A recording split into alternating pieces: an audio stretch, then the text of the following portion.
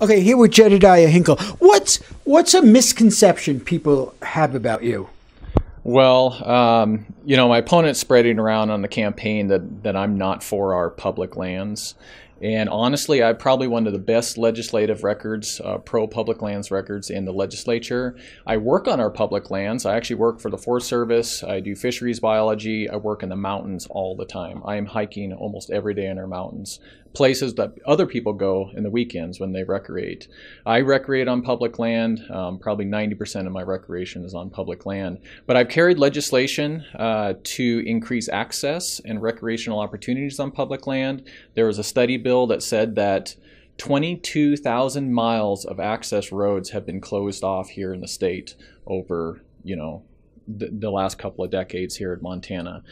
There's a lot of land that's completely surrounded by private, which means that it's landlocked. There's no other access to it. One of my bills addressed that, trying to get access into those inaccessible public lands.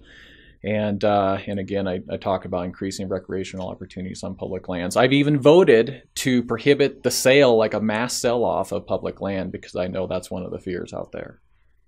Do you think people think because you are a conservative, a Republican, that you can only represent the conservative point of view, or are you open for other people?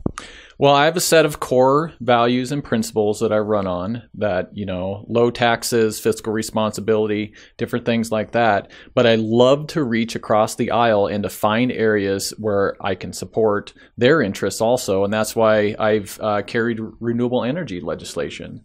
And deals with solar and individuals that want to put solar units on their homes, and the net metering, and when they're connected to the grid, making sure that they're compensated for that. And so I carried that bill for one of the most far left organizations in the state. Final question, and it's very personal. Very personal. I don't even know if I should ask this because it's very personal. What's your favorite morning talk radio show in Montana?